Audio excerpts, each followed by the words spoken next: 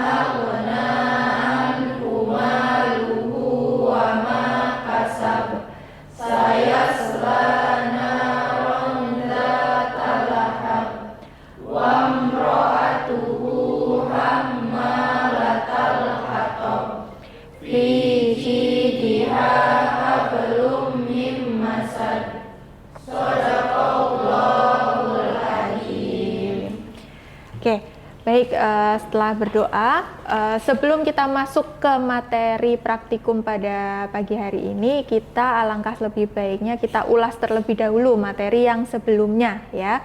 Sebelumnya kita sudah belajar mengenai kualitas citra itu apa. Nah, sekarang saya mau tanya, ada yang bisa menjelaskan apa itu kualitas citra secara singkat saja? Silahkan angkat tangan.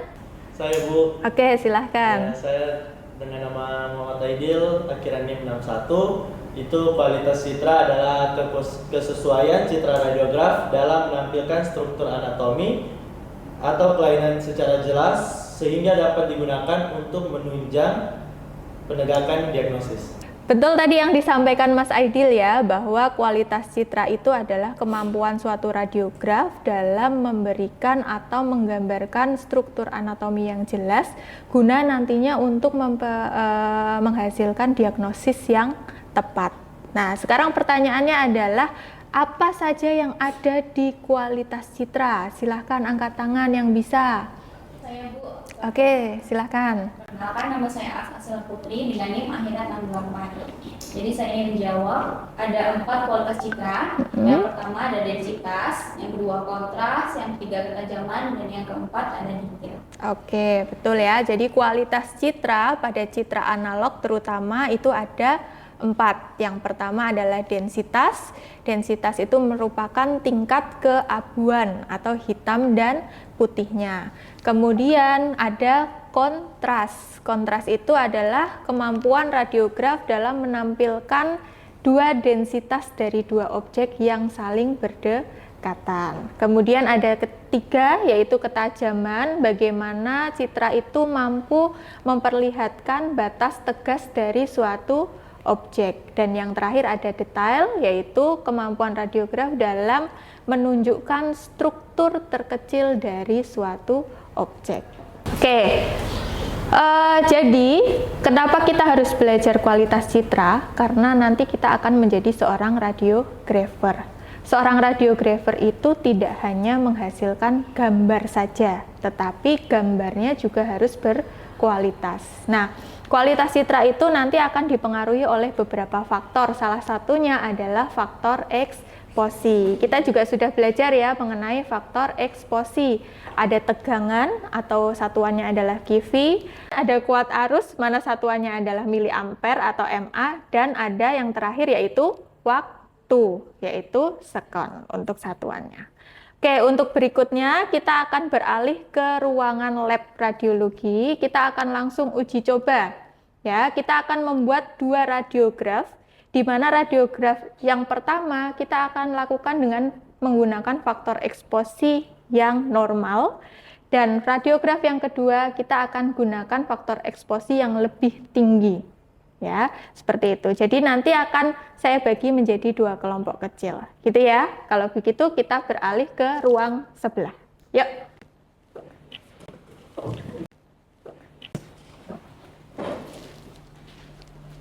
Baik, kita akan melakukan uji coba untuk menggunakan phantom kepala ya, atau kranium, karena dia yang membutuhkan faktor eksposi yang lumayan tinggi.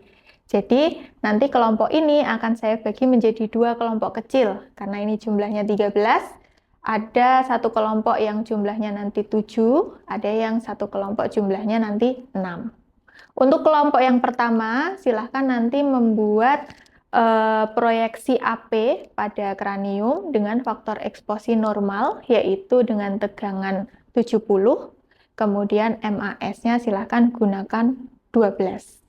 Sedangkan nanti untuk yang kelompok kedua, kita beri faktor eksposi yang lebih tinggi, dengan tegangan kita gunakan sekitar 100, kemudian MAS-nya tetap sama, yaitu 12.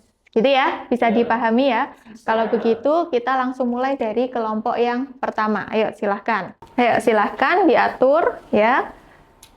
Oke, posisikan dulu.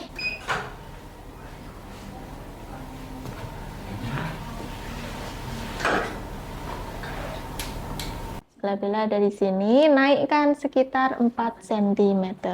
Oke. Ya. Sudah? Kolimasi boleh diperlebar sesuai luas dengan objeknya.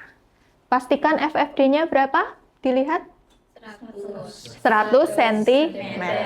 Oke, masih nyalakan kolimasinya. Nah, pastikan bagian kanan dan kiri tidak terpotong, termasuk atas dan bawah. Gitu ya. Oke, sekarang silakan dilanjut, pastikan detektornya sudah tepat.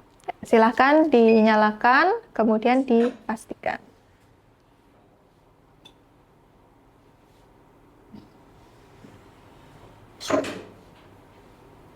Oke, sudah tepat? Sudah. Oke, kalau begitu kita mulai untuk pengaturan eksposi. Sebelumnya ingat selalu nyalakan lampu merah. Silahkan salah satu nyalakan lampu merahnya. Oke. Yuk, kita pindah ke ruang operator. Oke, silahkan di-input dulu datanya ya, di new. Masukkan jangan lupa pasien ID dan namanya.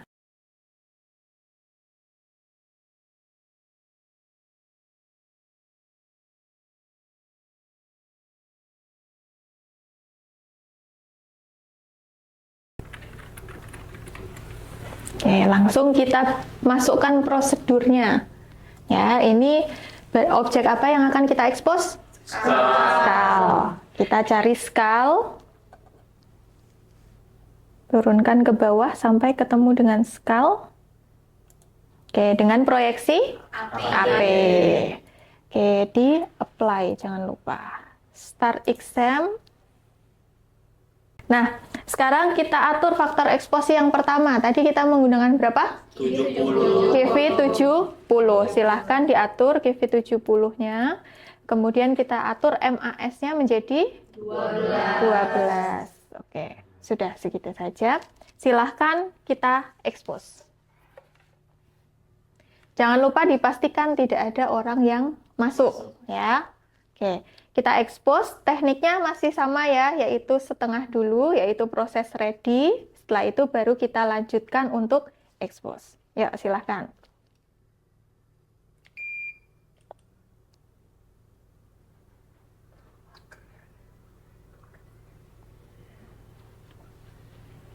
Ini adalah untuk gambar dengan faktor eksposi yang 70.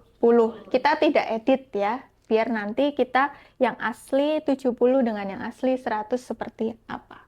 Next, kita langsung ke kelompok 2 yang menggunakan faktor eksposi 100. Oke, tadi kita sudah menggunakan kelompok yang pertama adalah tegangannya 70. Sekarang kita coba di kelompok yang kedua, tegangannya adalah 100. Jadi lebih tinggi ya.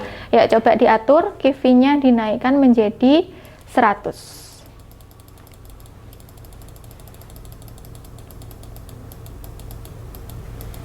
Oke, namun untuk MA dan waktunya tetap kita samakan ya, karena kita untuk melihat KV terhadap kualitas citra terlebih dahulu. Nanti akan kita coba satu-satu di pertemuan berikutnya ya. Silahkan diekspos.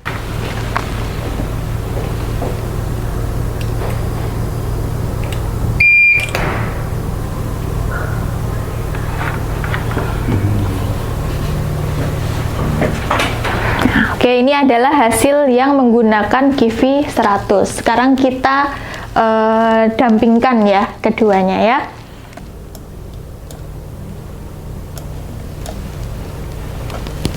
Iya. Ya, gini ya. Oke, baik teman-teman. Sekarang yang di depan ini kita sudah hasilkan untuk kranium dengan faktor eksposi yang pertama KV-nya adalah 70. Yang A, saya beri tanda A, dan yang saya beri tanda B ini adalah dengan faktor eksposi KV-nya 100, dan MAS-nya sama-sama yaitu 12. Nah, dari kedua ini kita akan coba lihat bagaimana kualitas citra yang dihasilkan. Tadi sudah disebutkan kualitas citra ada 4, yaitu densitas, kontras, ketajaman, dan detail. Ya. Yang pertama adalah densitasnya. Ada yang bisa menganalisa antara gambar A dan B, densitasnya lebih tinggi yang mana? Saya Oke, silahkan. Yuk, dari gambar A dan B, yang mana? dari gambar A dan B densitasnya yang lebih tinggi gambar B. Gambar Gambar B. B. Oke, densitas itu artinya adalah tingkat kehitaman atau derajat kehitaman. Semakin hitam suatu gambar berarti dinyatakan densitasnya semakin tinggi. Gambar A dan B kita bisa lihat ya, gambarnya lebih gelap yang B. Jadi semakin tinggi QV atau tegangan yang kita atur, maka itu akan menyebabkan densitas juga semakin tinggi. Karena sinar X yang dihasilkan juga semakin banyak. Sehingga yang diterima oleh film atau reseptor, dia juga akan semakin besar. Gitu ya. Oke, yang kedua sekarang, kontrasnya bagaimana? Ada yang bisa menganalisa? Saya, Bu. Oke, silahkan. Bagaimana kontrasnya? Untuk kedua gambar yang lebih bagus ada gambar A karena dapat membandingkan objek yang berdekatan.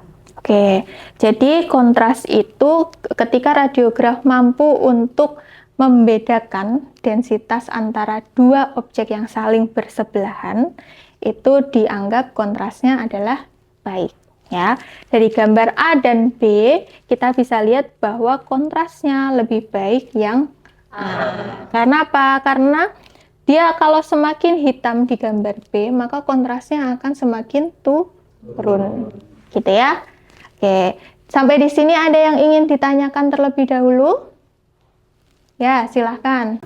Apakah faktor eksposi mempengaruhi kualitas citra, Bu? Oke, nah pertanyaannya sesuai dengan apa yang kita pelajari hari ini ya. Apakah faktor eksposi itu mempengaruhi kualitas citra? Setelah kita uji coba, faktor eksposi yang terdiri dari QV, MA, dan S, ternyata dari kedua gambar yang kita bedakan ini ternyata memiliki perbedaan kualitas citra. Berarti bisa kita simpulkan bahwa faktor eksposi itu mempengaruhi kualitas citra. Tetapi kualitas citra tidak hanya dipengaruhi oleh faktor eksposi, tetapi juga ada faktor-faktor lain ya. Yang pertama, penggunaan grid. Ya, itu juga bisa mempengaruhi kualitas citra atau pengetahuan radiografer dalam melakukan prosedur pemeriksaan. Ketika kita melakukan prosedur pemeriksaan, kita diwajibkan untuk menghilangkan benda-benda logam yang ada di sekitar objek yang akan diperiksa. Kalau tidak, maka itu akan menghasilkan artefak. Gitu ya, itu termasuk juga ke dalam kualitas citra. Oke, sampai di sini ada yang ingin ditanyakan lagi atau sudah cukup? Sudah cukup ya. Kalau begitu, untuk selanjutnya silahkan bisa melengkapi dengan laporan praktikum. Laporan praktikum bisa disesuaikan dengan apa yang sudah kita lakukan pada hari ini. Kemudian tadi kan kita baru menganalisis mengenai densitas dan kontrasnya. Sedangkan kualitas citra masih ada 2 lagi, yaitu ketajaman dan detail. Nah, silahkan teman-teman untuk memasukkan hasil analisis tersebut ke dalam laporan praktikum. Dikerjakan secara mandiri, pengumpulan paling lama adalah 1 minggu. Gitu ya. Oke, bisa dipahami? Bisa. Oke, kalau begitu untuk praktikum kita cukupkan sampai di sini. Silahkan untuk temannya bisa memimpin berdoa kembali. Baik teman-teman, sebelum kita menutup perkuliahan pada pagi hari ini, alangkah baiknya kita berdoa setelah belajar bersama-sama. Berdoa dimulai. Bismillahirrahmanirrahim. Subhanakallahumma wa bihamdika asyhadu an la ilaha illa anta astaghfiruka wa atubu ilaik. Oke. Baik teman-teman, terima kasih atas perhatiannya. Semoga apa yang sudah kita lakukan dalam praktikum kita pagi hari ini bisa memberikan ilmu yang bermanfaat bagi kita. Ya, kita akhiri. Wassalamualaikum warahmatullahi wabarakatuh. Waalaikumsalam warahmatullahi wabarakatuh.